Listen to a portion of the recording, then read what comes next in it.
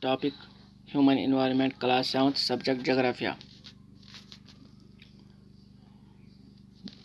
Transhumance, it is seasonal movement of people who rear animals move in search of new pastures according to changes in season. ट्रांसह्यूमेंस का मतलब है ये seasonal movement होती है, गर्मियों में एक जगह, सर्दियों में एक जगह। जो ये नोमैडिक पीपल होते हैं, ये घास इनके पास जो मवेशी होती है, ये घास चराहा ढूंढते हैं। जहाँ घास चराहा होगा वहाँ ये अपने मवेशी को ले जाते हैं और वो घास खाते हैं। ये सीजनल चेंज है, ये गर्मियों में एक जगह होते हैं और सर्दियों में एक जगह, according to pastures. From the above conversation, we can identify two different pictures of settlements: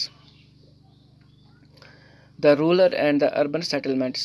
Rural और urban settlements. The villages or rural settlement. जो विलेज गांव लेवल की बात करें, जो गांव पे सेटलमेंट होती है, वो उसको हम रूरल सेटलमेंट कहते हैं।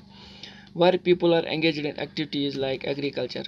गांव में लोग एग्रीकल्चर, खेती बाड़ी करते हैं, fishing, forestry, crafts, work and trading, etc. Rural settlements can be compact or scattered. A compact settlement is closely built area of dwelling where a flat land is available. In a scattered settlement, dwellings are spaced over an extensive area. This type of settlement is mostly found in hilly tracts, thick forests, and regions of extreme climate. In rural areas, people build houses to suit their environment. In regions of heavy rainfall, they have slanting roofs, places where water accumulates in the rainy season. The houses are constructed on a raised platform or thick mud-walled houses with thatched roofs are very common in areas of hot climate. Local materials like stones, mud, clay, straw, etc. are used to construct house. जो गाँव पे settlement होती है, ये पत्थर, mud, कीचड़, clay, straw, घास फूस का कंस्ट्रक्ट मकान की करते हैं, मकान इसी से बनाते हैं। The towns are small and the cities are larger urban settlements. जो कस्बे हैं, टाउन्स है, ये स्मॉल सेटलमेंट है, और जो सिटीज है लार्ज सेटलमेंट है। In urban areas, the people are engaged in manufacturing, trading, and services. Name some of the villages, towns, and cities of the state. Transport. Transport is the means by which people and goods move. Transport का मतलब है जब लोग एक जगह से दूसरी जगह जाते हैं या वो अपना सामान एक जगह से दूसरी जगह ले जाते हैं, उसको हम तिजारत भी कहते हैं, as a trade. In the early days, it took a great deal of time to travel long distances. पुराने ज़माने में जब ट्रांसपोर्ट का साधन नहीं था तो बहुत टाइम लगता था एक जगह से दूसरी जगह जाने में, डिस्टेंस कवर करने में काफ़ी दिन लग जाते थे. People had to walk and used animals to carry their goods. लोग यहाँ पैदल चलते थे या एनिमल्स के ऊपर गुड्स लाद के जाते थे. Invention of the wheel made transport easier. जब इन्वेंशन व्हील का ईजाद हुआ, इंशन हुआ, तो काम आसान हो गया. With the passage of time different means of transport developed, but even today people use animals for transport. Why do you find dwellings made of ice, who makes them and what are they called? Eskimos के बारे में हमने पढ़ा होगा, हमने देखा है, पढ़ा, सुना है इनके बारे में. ये बर्फ का घर बनाते हैं और उसमें रहते हैं. List the different modes of transport used by students of your class while coming to school. In our country, donkeys, mules, bullocks and camels are common. हमारे मुल्क में donkeys, mules, bullocks and camels are common है. In the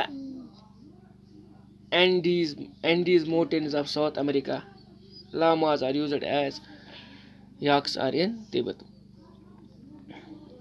South America में llamas और याक्स का तिब्बत में. The early traders from other countries used to take several months to reach India. जो पुराने ट्रेडर्स थे, तिजारती लोग थे, वो एक जगह से दूसरी मुल्क में उनको टाइम लग जाता था. दे टुक ईदर द सी रूट और द लैंड रूट. वो यहाँ सी रूट से जाते थे या लैंड रूट से जाते थे। Aeroplanes have made travel faster. Aeroplane बहुत तेज़ी से जाते हैं एक जगह से दूसरी जगह। Now it takes only 6 to 8 hours to travel for India to Europe. Now it takes only 6 to 8 hours to travel from India. अगर हमें यूरोप जाना है तो जहाज़ में 6 से 8 घंटे लग जाते हैं।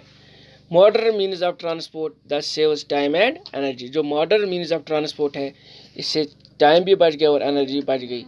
The 4 major means of transport are roadways, railways, waterways and Airways.